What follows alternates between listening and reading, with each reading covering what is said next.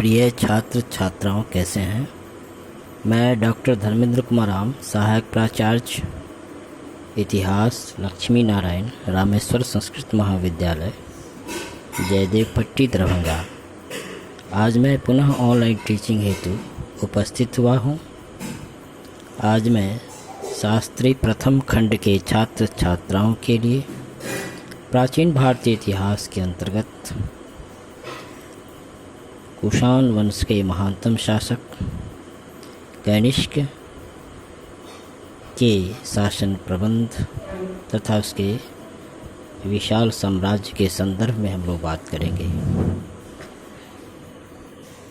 बच्चों, जैसा कि हम लोग जानते हैं, कुषाण राजवंश की स्थापना कुजुल कड़फिसिस ने की थी और कुजुल कड़फिसिस के पश्चात कुषाण वंश का उत्तराधिकारी भीम कड़फिसिस हुए और भीम कड़फिसिस के पश्चात कुषाण वंश का उत्तराधिकारी कनिष्क हुए।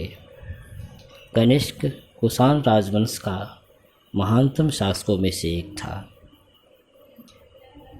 जिसने अनेकों विजयों के द्वारा अपने लिए एक विशाल साम्राज्य का निर्माण किया।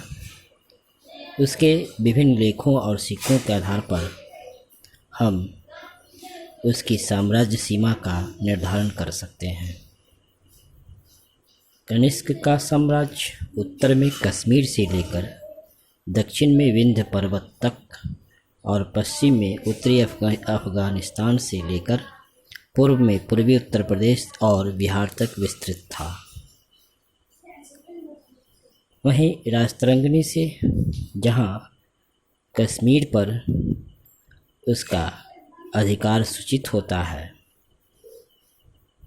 बच्चों, जैसा कि हम लोग जानते हैं कि कुषाण राजवंश के महानतम शासक कनिष्क ने कश्मीर में कनिष्कपुर राज्य की स्थापना की थी।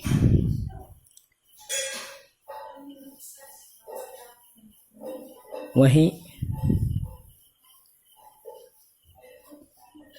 कनिष्क के शासन प्रबंध के विषय में हमें बहुत कम जानकारी प्राप्त होती है। फिर भी कनिष्क एक शक्ति संपन्न सम्राट था। विभिन्न लेखों में उसे महाराजाधिराज देवपुत्र कहा गया है। देवपुत्र की उपाधि से यह सूचित होता है कि वह अपनी दैवी उत्पत्ति में विश्वास करता था, अर्थात वह डिवाइन थ्योरी में विश्वास करता था। दैवी उत्पत्ति के अंतर्गत राजा को पृथ्वी पर ईश्वर का प्रतिनिधि, ईश्वर का प्रतिछाया मानते हुए उसे देवता तुल्य माना गया था। कनिष्क महाराजाधिराज देवपुत्र जैसी उपाधि चीनी सम्राटों के अनुकरण पर ग्रहण की थी, क्योंकि चीनी सम्राट भी अपने को स्वर्गपुत्र कहते थे। रोमन शासकों के अनुकरण पर कुषाण राजाओं ने भी मृत शासकों की स्मृति में मंदिर और मूर्तियां बनवाने की प्रथा का प्रारंभ किया था। राजाधिराज की उपाधि से सूचित होता है कि कुषाण सम्राट के अधीन कई छोटे छोटे राजा शासन करते थे। प्रयाग लेख से यह जानकारी हमें प्राप्त होती है कि कुषाण शासक देवपुत्र के अतिरिक्त वाही, वाहानुवाही की उपाधियां भी धारण किया करते थे। इस प्रकार कुषाण प्रशासन में सामंतीकरण की प्रक्रिया का प्रारंभ शक कुषाण काल से ही हमें दिखाई देता है। कालांतर में बाद में गुप्त शासकों ने इसे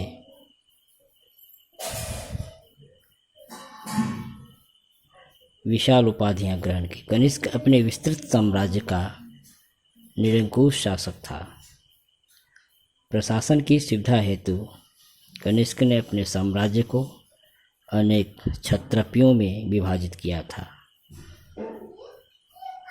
बड़े क्षत्रपों के शासक को महाक्षत्रप तथा छोटे क्षत्रपों के शासक को क्षत्रप कहा जाता था।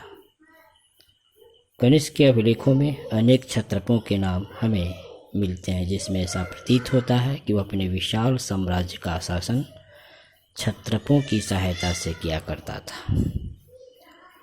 तो बच्चों, आज हम लोग कनिष्क कालीन प्रशासन साम्राज्य प्रबंध के संदर्भ में संक्षिप्त में जानकारी प्राप्त किए। धन्यवाद।